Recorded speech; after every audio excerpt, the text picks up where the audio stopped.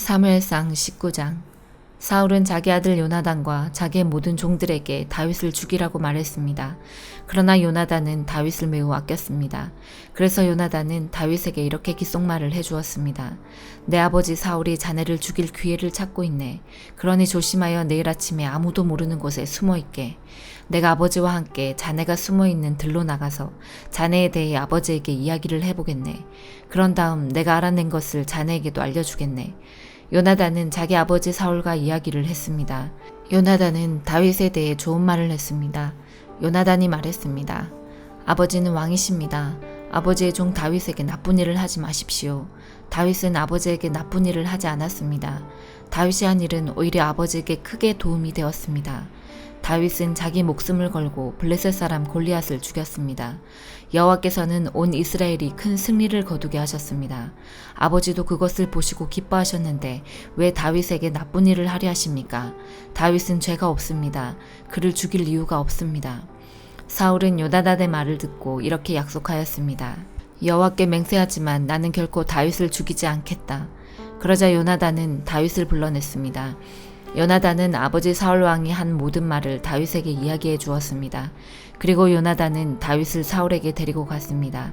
그리하여 다윗은 전처럼 사울과 함께 있게 되었습니다. 다시 전쟁이 일어나자 다윗은 나가서 블레셋 사람들과 싸웠습니다. 다윗은 그들을 물리쳐 이겼고 그들은 다윗 앞에서 달아났습니다. 사울이 손에 창을 들고 자기 집에 앉아있을 때에 여호와께서 보내신 나쁜 영이 사울에게 들어갔습니다. 다윗은 그 앞에서 수금을 타고 있었습니다. 사울은 창을 들어 다윗에게 던졌습니다. 그러나 다윗은 몸을 피하여 다치지 않았고 사울의 창은 벽에 박혔습니다. 다윗은 그날 밤에 사울에게서 도망쳤습니다. 사울은 다윗의 집으로 사람들을 보내어 집 밖에서 지키고 있다가 아침에 다윗을 죽이라고 했습니다. 그러나 다윗의 아내인 미갈이 다윗에게 말해 주었습니다. 당신은 오늘 밤 안으로 도망쳐야 목숨을 건질 수 있어요.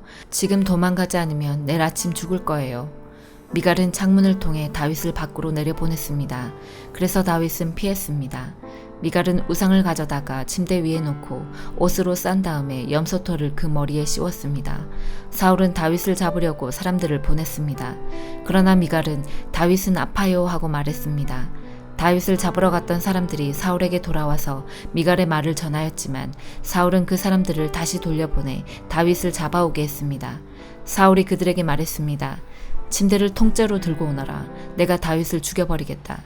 그러나 다윗을 잡으러 간 사람들이 다윗의 집에 들어가 보니 침대 위에 있는 것은 우상이었고 머리털은 염소의 털이었습니다. 사울이 미갈에게 말했습니다. 너는 왜 이런 식으로 나를 속였느냐? 너는 내 원수를 달아나게 했도다.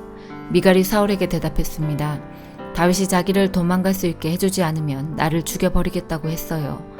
다윗은 사울을 피해 도망간 후에 라마에 있는 사무엘에게 갔습니다. 다윗은 사무엘에게 사울이 자기에게 한 모든 일을 말해 주었습니다. 다윗과 사무엘은 나요스로 가서 거기에 머물렀습니다. 사울은 다윗이 라마의 나요스에 있다는 소식을 들었습니다. 그래서 사람들을 보내어 다윗을 잡아오게 하였습니다. 그 사람들이 다윗을 잡으러 갔을 때 그들은 예언을 하고 있는 예언자들을 보았습니다. 그리고 사무엘이 그 예언자들의 우두머리로 있는 것도 보았습니다. 그때 하나님의 영이 사울이 보낸 사람들에게 들어가서 그들도 예언을 하게 되었습니다. 사울이 그 소식을 들었습니다. 그래서 다른 사람들을 보냈지만 그 사람들도 예언을 하였습니다. 세 번째로 사람을 보냈지만 그 사람들도 예언을 하였습니다. 그래서 이번에는 사울이 직접 라마로 갔습니다. 사울은 세구에 있는 우물에 이르러 물었습니다. 사무엘과 다윗이 어디에 있소? 백성들이 대답하였습니다. 라마의 나요스에 있습니다. 그 말을 듣고 사울은 라마의 나요스로 갔습니다. 그러나 하나님의 영이 사울에게도 들어갔습니다. 사울은 걸으면서 예언을 하다가 라마의 나요까지 갔습니다. 사울은 자기 옷을 벗고 사무엘 앞에서 예언을 하였습니다. 사울은 지쳐 쓰러졌습니다. 그리고 하루 종일 밤새도록 그렇게 누워 있었습니다. 그래서 사울도 예언자 중 한 사람인가 라는 말이 생겨났습니다. 고린도전서 1장. 하나님의 뜻에 따라 그리스도 예수의 사도로 부르심을 받은 나 바울과 형제 소스데네는 고린도에 있는 하나님의 교회와 그리스도 예수 안에서 거룩하게 된 사람들에게 이 편지를 씁니다. 여러분은 방방곡곡에서 우리 주 예수 그리스도의 이름을 부르는 모든 사람들과 함께 거룩한 사람으로 부르심을 받았습니다. 예수 그리스도는 우리의 주님이시며 또한 이 모든 사람들의 주님이 되십니다. 하나님 우리 아버지와 주 예수 그리스도께서 여러분에게 은혜와 평강을 주시기를 바랍니다. 그리스도 예수 안에서 여러분에게 주신 하나님의 은혜로 말미암아 나는 늘 하나님께 감사드립니다. 여러분은 예수 그리스도 안에서 모든 말하는 것과 모든 지식 등 모든 면에서 풍성하게 되었습니다. 내가 이렇게 말씀드리는 것은 그리스도에 관하여 증언한 것이 여러분 안에서 확고해졌기 때문입니다. 그러므로 여러분은 영적인 선물을 부족함 없이 받으며 우리 주 예수 그리스도께서 나타나실 것을 간절히 바라고 있습니다. 예수님께서는 여러분을 세상 끝날까지 굳세게 지켜 우리 주 예수 그리스도의 날에 흠이 없는 사람이 되게 하실 것입니다. 여러분을 부르셔서 그의 아들이신 우리 주 예수 그리스도와 사귐을 갖게 하신 하나님은 신실하십니다. 성도 여러분, 우리 주 예수 그리스도의 이름으로 여러분에게 호소합니다. 모두 의견을 합하고 여러분 사이에 편을 나누지 마십시오. 같은 마음과 같은 생각을 가지고 하나가 되십시오. 나의 성도 여러분, 글로의 집에서 온 사람들이 나에게 여러분 사이에 다툼이 있다는 소식을 전해 주었습니다. 내용은 이렇습니다. 여러분이 저마다 나는 바울을 따른다. 나는 아볼로를 따른다. 나는 베드로를 따른다. 심지어 나는 그리스도를 따른다고 말한다니 도대체 그리스도가 아니었습니까? 바울이 여러분을 위해 십자가에 못 박혔습니까? 아니면 여러분이 바울의 이름으로 세례를 받았습니까? 내가 그리스보와 가이오 두 사람 외에는 여러분 중 어느 누구에게도 세례를 주지 않아 하나님께 감사합니다. 그러므로 여러분 중에서 어느 누구도 바울의 이름으로 세례를 받았다고 말할 수 없을 것입니다. 그러고 보니 내가 스데바나의 가정에도 세례를 준 적이 있습니다. 하지만 이들 외에는 아무에게도 세례를 준 기억이 없습니다.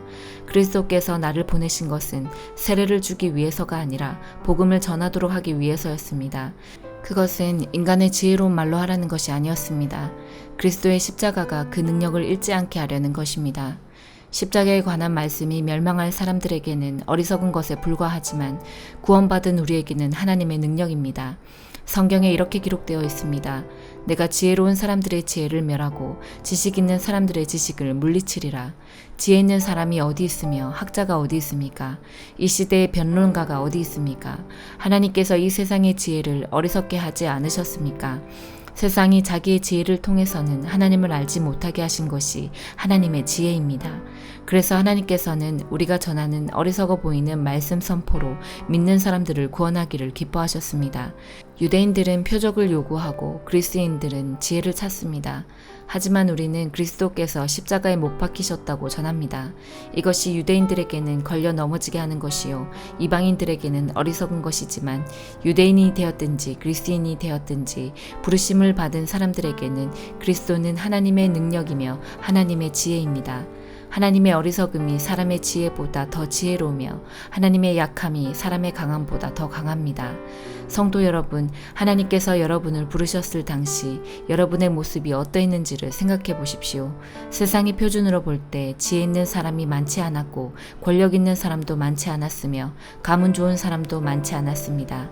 그러나 하나님께서는 지혜로운 것들을 부끄럽게 하시려고 세상의 미련한 것들을 선택하셨고 강한 것들을 부끄럽게 하시려고 세상의 약한 것들을 선택하셨습니다. 하나님께서는 세상의 비천한 것들과 멸시받는 것 그리고 아무것도 아닌 것들을 선택하여 유력한 것들을 멸하셨습니다. 이것은 하나님 앞에서 어느 누구도 자랑하지 못하게 하기 위해서였습니다. 그러나 여러분은 이러한 하나님에게서 나서 예수 그리스도 안에 있게 되었습니다. 예수님은 하나님께로부터 오는 우리의 지혜와 의와 거룩함과 구속이 되셨습니다. 그러므로 성경에 기록되었듯이 자랑하는 자는 주님 안에서 자랑하십시오. 예레미야애가 4장. 금이 빛을 잃고 순금이 변해버렸다. 성전 보석들이 거리 모퉁이마다 흩어졌다. 금보다 더 귀했던 시온의 귀족들이 토기장이가 빚어 만든 질그릇처럼 업신여김을 받는다. 들깨들도 제 새끼에게 젖을 물리는데 가련한 내 백성은 광야의 타조처럼 잔인하다. 젖먹이는 목이 말라서 혀가 입천장에 달라붙었고 어린이들이 빵을 달라고 하여도 떼어주는 사람이 없다. 맛있는 음식을 먹던 사람이 길거리에서 굶주림에 처하고 화려한 옷을 입고 자란 사람이 쓰레기 더미를 뒤지고 다닌다. 손을 쓸 새가 없을 만큼 순식간에 무너져 내린 소돔의 죄보다 가련한 내 백성의 죄악이 더 컸다. 우리의 통치자들이 전에는 눈보다 깨끗하고 우유보다 더 희고 그 몸이 홍옥보다 더 붉고 그 얼굴이 청옥보다 더 빛났다. 그러나 이제 그들의 얼굴은 숲보다 더 검어서 거리에서 아무도 그들을 알아보는 이가 없다. 살갗과 뼈가 서로 달라붙어 막대기처럼 마른 모습이다. 칼에 죽은 사람이 굶주려 죽은 사람보다 낫다. 밭에 먹을 것이 없으므로 사람들이 고통 속에 굶주려 죽는다.